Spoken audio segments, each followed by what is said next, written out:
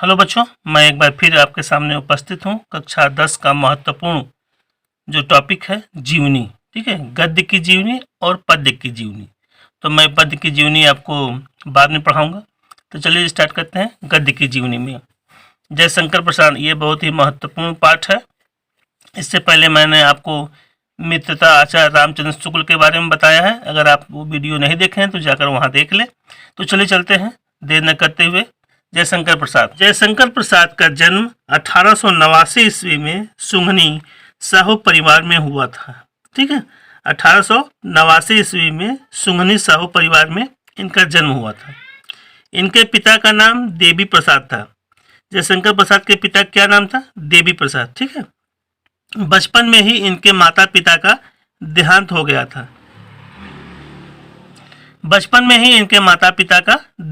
गया था। प्रसाद जी घर से ही फारसी, उर्दू, संस्कृत, हिंदी का गहन अध्ययन किए।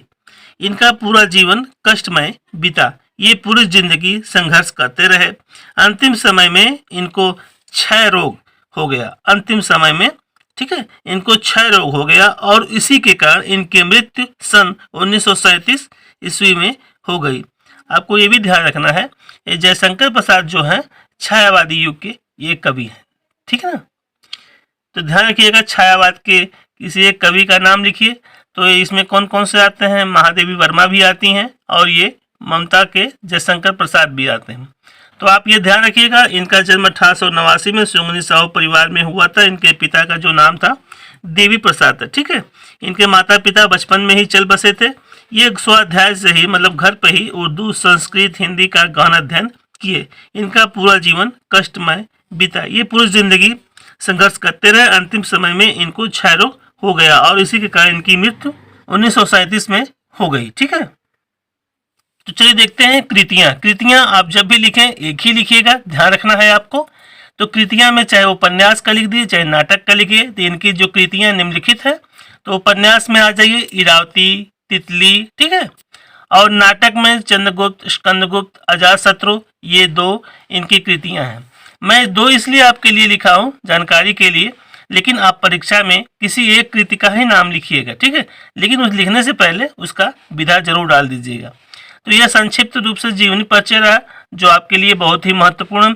तो चलिए पाठ को समझते हैं जो गद्यांश के लिए आपको बहुत आवश्यकता पड़ेगी।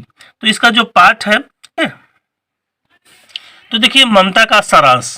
ठीक है, ममता जो है, तो जयशंकर प्रसाद द्वारा लिखित ममता की कहानी, किसने लिखा है? जयशंकर प्रसाद द्वारा लिखित ममता की कहानी रोहतास दुर्गपति के मंत्री की एकलौती पुत्री ममता की कहानी है। ये जो ममता कौन थी? रोहतास के दुर्गपति, ठीक है, मंत्री। ये रोहतास के मंत्री की लड़की थी। कौन? ममता। ठीक है, एकलौती पुत्री ममता की कहानी है जो एक विधवा है। ठीक है, जो एक विधवा यौवन अवस्था में ही यह विधवा हो गई थी। इसी कहानी में लेखक ने हिंदू समाज में विधवा स्त्री की असहाय और दयनीय स्थिति का वर्णन किया। इस कहानी में लेखक जो है हिंदू समाज में, ठीक है, असहाय स्त्री की जो दैनिक स्थितियां होती हैं उसके बारे में इन्होंने लिखा है। इस कहानी में ममता जो एक विधवा ब्राह्मणी थी, यौवन काल में ही वह विधवा हो गई थी। ठीक है, जब वो जवानी के दहलीज पर कदम रखती है उसी समय ये विधवा हो जाती है। ठीक है, यौवन काल में ही वह विधवा हो गई थी। वह अपने दुख से खुद ही दुखी थी। उसी समय उसके पिता अपने सैनिकों के साथ ममता के पास थाली में सोना लेकर पहुंचे। ममता को जब पता चला कि उसका राज्य खतरे में है, साथ ही साथ उसकी तपस्या भी भंग होने वाली है, बहुत चालाकी से वह, ठीक है, किला से बाहर निकल गई और वह बनारस में आकर रहने लगी। और एक दिन चुटिल अवस्था में शेरशाह उसके पास आया। शेरशाह जो था उसे चोट लग गया था, उसके शरीर से खून निकल रहा था। वह ममता के पास पहुंचा और आश्रय मांगने लगा।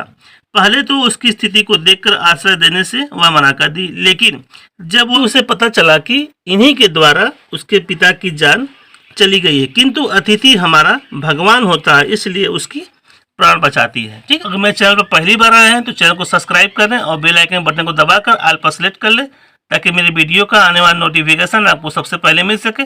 ठीक है बच्चों, मिलते हैं अगले वीडियो में। जय हिंद।